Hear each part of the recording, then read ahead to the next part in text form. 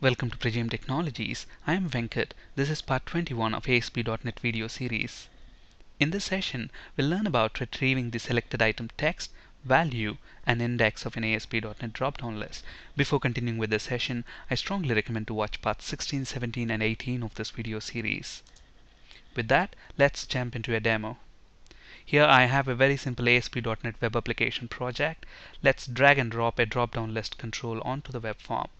Now we know that a drop-down list is a collection of list item objects, and there are several different ways to add list items to the drop-down list. We can do that at the design time using the HTML source, or we can programmatically add list item objects in the code behind file, or we can load the items from the database table and then add them to the drop-down list, or you can bind the drop-down list to an XML file. And we have seen these different ways of adding list item objects in the previous sessions of this video series. For the purposes of this demo, we will add the list item objects at the design time using the HTML source. Now we know that a drop-down list is a collection of list item objects, so let's add a list item. And list item has got a text and a value property.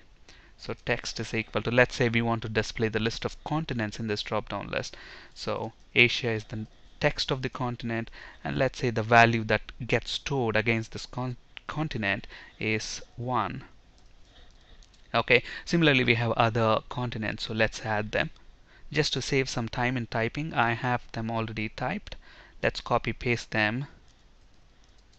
Okay, so we have several continents that gets displayed within this drop-down list: Asia, Europe, Africa. Along with these continents, I have another list item objects which says, the text is select continent and the value is -1. Basically, this is like a prompt to the user to select the continent. So when we run this project now, as you might expect, select continent is what is displayed in the drop-down list. Okay, and then user can select his continent. Now once the user selects his continent and then clicks submit button, now I want to be able to retrieve the text and value properties of this selected item. Okay, obviously we know that drop-down list is a collection of list item objects, so each list item has got the text and value properties. So whenever a user makes a selection within the drop-down list, I want to retrieve the text and value properties and display them. That's one thing. Another thing, if you look at this, it's a collection of these drop-down list is a collection of these list item objects, and every list item object has got an index within the drop-down list. So the index of the first list item is 0, the second list item is 1, and it goes on 0, 1, 2, 3, 4, etc. Okay, so every selection that you make in a drop-down list, you will have a text, a value, and an index, and we want to kind of retrieve those values when the user selects a list item in the drop-down list and when he submits the web form. Okay, let's see how to do that. And obviously to do that we need a button control. So let's drag and drop a button control onto the web form. And once we double click, the event handler gets generated. So when I click the button, I want to be in a position to retrieve the selected item's text, value, and the index. Okay, and how do we do that? There are several properties that we can make use of. For example, to retrieve the text of the selected item, I can simply say drop-down list 1.selectedItem.text, and look at the names of these properties. They are very meaningful. In drop-down list 1, that's the ID of the drop-down list. Selected item, whatever the user has selected, that items give me the text property. And similarly, if you want the value, you can just say selected item.value. Okay, another simple way to get the selected item's value is to simply use drop-down list 1.selectedValue property. And to get the index, you can simply say drop-down list 1.selectedIndex, and it's so simple. So let's try to do that. And but the first thing that I want to do is, if the user hasn't selected anything, if he didn't make a selection at all, if it is defaulting to select continent. So if he hasn't selected any continent, then I want to show a message to the user, telling him that he needs to make a selection. So how do we do that? If you look at the source for this drop-down list, the value for the first list item is -1. So, and we know that to retrieve the selected value, you can directly say drop-down list 1.selectedValue. So if the drop-down list 1's selected value is -1, then we know that he didn't make a selection. Okay, so that's how we can check that. So if drop down list 1 dot selected value is equal to -1, then we know for sure he didn't make a selection at all, in which case we will write a message saying please select a continent. Okay, now if the selection is not -1, if the selected value is not -1, then we know for sure he has selected some continent from that drop down list, in which case we want to retrieve the text value and the index properties. And to do that, so response.write, we have drop down list 1 dot I want the selected item text, so I can simply say text. And then let's use an HTML break here so that the output comes in separate lines.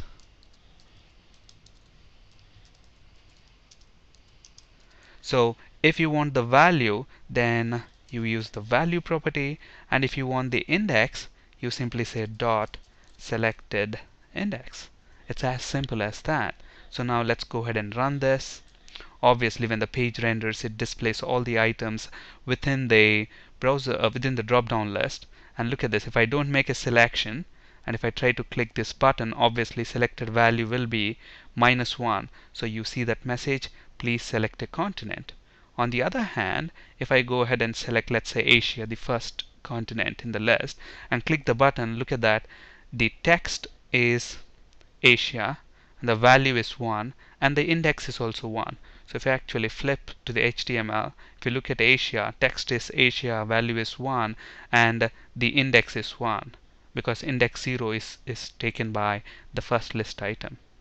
Okay, so it's so simple to retrieve the selection from a drop-down list. Now let's say, whenever the page loads, I want to default the selection to some continent, for example, Asia. Okay, so how do we do that? We can use the selected value or selected index properties. If you look at the statement here, the selected index and selected value properties of the drop-down list can also be used to have a list item selected in the drop-down list. So by default, if you want a list item to be selected, there are actually two ways to do that. One is, within the HTML, you can actually specify, okay, if you want, let's say, Asia to be selected by default, you can specify selected is equal to true here, and that gets selected when the page actually loads. But if you want to do that programmatically in the code behind file, then you can use one of the two properties, selected index or selected value. If you look at Asia, the index of this one is 1.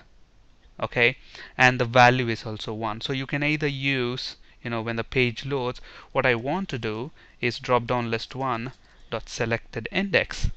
Index is 1, and selected index is an integer property, so we need to set that as an integer.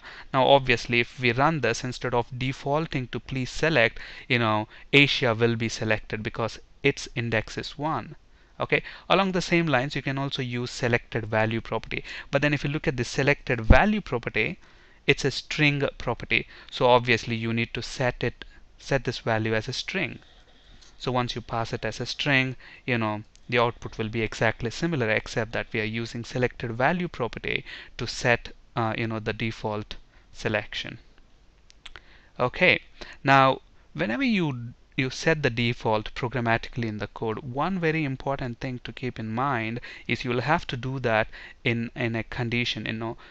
You have to do that only when the page loads for the first time. You don't want to be doing that in the post back, during the post back. You'll just understand that problem in a bit. Let me run this. Okay, once we run this, obviously it will load all the items and then it defaults to Asia. Now let's say I selected South America and then I clicked this button. Look at this, it is showing my selection as Asia, and then the selected value is 1, index is also 1. Why is it doing that? Let me select North America. I click this button, look at that. It is still showing as Asia, because when you click this button, what happens? The web form gets posted back to the server. And we have spoken about page lifecycle, web form lifecycle in the previous sessions of this video series. So what happens when the request is sent back to the server? A new instance of this web form gets created, a new instance of the drop down list gets created, all the items are added to the drop down list. And then since we you know, after that, the page lifecycle events get started. During the page load events happen before the button click event. So during the page load event, what's happening? It's selecting. You are setting the selected value to 1, which means you're telling, okay, set the selection to Asia. Okay, and then the button click event happens after the page load event. So in the button click event, you are retrieving that selected value. Okay, so that's why anytime you do this, you set a default value within the drop down list. You do that in if not is post back conditional block, because you want to do that only during the initial page load, when the page first loads. After that, when the user changes the selection post the page back, you don't want to be defaulting that again to the default value. Okay, so to correct this problem, all we have to do is wrap this inside if not is post back. I struggled with this when I was initially learning ASP.NET. I didn't properly understand the page lifecycle of an ASP.NET web form, and I was struggling to figure out why the hell is it not remembering its state, because page view state restoration happens in page initialization event, which happens before page load. So at that point, it remembers the selection. The view state gets loaded onto the drop down list. But in the page load, we are overriding that programmatically. Okay, and then button click event happens, because of which the value will be defaulted to Asia back. Okay, so now if we run this, it should work as expected. The first time when the page loads, Asia will be defaulted. Upon a post back, it remembers your selection. So it defaulted to Asia. If I select North America, I click this button, look at that, it correctly remembers that.